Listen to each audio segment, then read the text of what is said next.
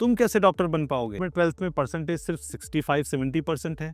आप तो गांव में पढ़े हो, आप सरकारी स्कूल से पढ़े हो, आप कैसे डॉक्टर बन पाओगे?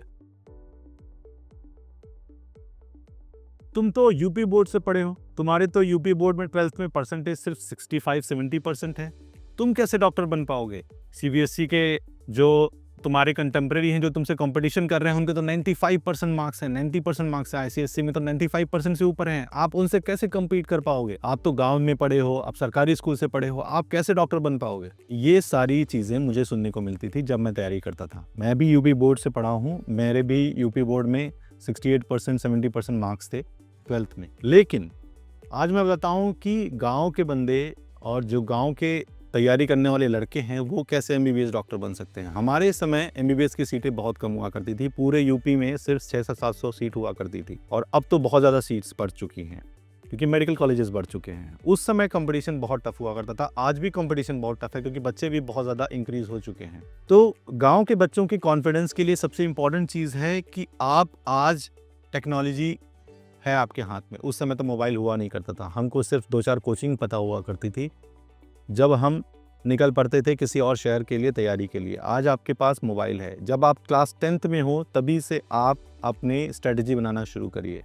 मोबाइल में देखिए कि तैयारी, मैं ये नहीं कहता कि कोचिंग स्टार्ट कर दीजिए क्लास 10 से, पर क्लास 10 से आप कम से कम अवेयर रहिए कि होने क्या वाला है, क्या सिलेबस होता है, क्या पढ़ाई होती है। 12th में हमारे मास्टर उतने अच्छे नहीं थे, शायद उतनी अवेयरनेस नहीं थी, कोई कंसर्न नहीं था, तो हमें पता ही नहीं था कि डॉक्टर बनते कैसे हैं। 12th के बाद सीपीएमटी के एग्ज़ाम के बारे में मुझे पता चला। एग्ज़ाम देने के बाद मुझे पता चला कि सीपीएमटी का कोई एग्ज़ाम होता है, उसके थ्रू एग्ज़ाम में क्वालिफाई करते हैं तब डॉक्टर बनते हैं।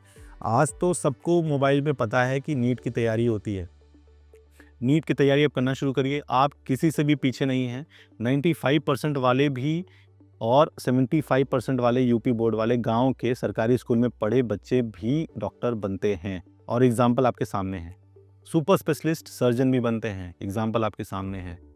सिर्फ और सिर्फ अपने कॉन्फिडेंस को बना के रखना है, मेहनत करने से कतराना नहीं है, और तैयारी हमेशा एक जैसी नहीं रहती। कभी आपको बहुत मोटिवेट रहेंगे, बहुत ऊर्जा रहेगी शरीर में, कभी लगेगा कि ये क्या मेरे से नहीं हो पाएगा। तो ये दोनों चीज़ों को बैलेंस करके रखना है। बहुत खुश नहीं होना है टेस्ट में अच्छे नंबर आ गए, बहुत लो नहीं जाना है, बैलेंस करके रखना है, और सिर्फ 6 महीने और 1 साल की तैयारी में आप डॉक्टर बन सकते हैं। सिर्फ आपको फोकस करना है। एक और इम्पॉर्टेंट बात, बैल की तरह नहीं पढ़ना है। आपको ये समझना है कि सिलेबस क्या है। एग्जामिनर आपसे, आप प्रीवियस क्वेश्चन अगर आप सॉल्व करेंगे तो आपको आइडिया लगेगा कि एग्जामिनर के पूछने का तरीका क्या है, वो क्या जानना चाहता है आपसे। सिर्फ किताब खोल के बैठ जाने से और रट्टा लगाने से कभी सिलेक्शन नहीं होगा। स्ट्रेटेजी बना के पढ़ाई करनी पड़ेगी, तब जाके सिलेक्शन होगा। पहले साल जब मेरा सिलेक्शन नहीं हुआ था तो मैंने सिर्फ बैल वाली पढ़ाई की थी। सिर्फ किताब उठाता था, मुझे लगता था कि सिर्फ मेहनत करने से हो जाता है। सिर्फ मेहनत से कुछ नहीं होता। मेहनत तो गधा भी करता है और मेहनत घोड़ा भी करता है। तो आपको घोड़े की तरह मेहनत करनी है। सोच समझ के सही डायरेक्शन में दौड़ेंगे तब रेस जीतेंगे, और ये रेस ही है।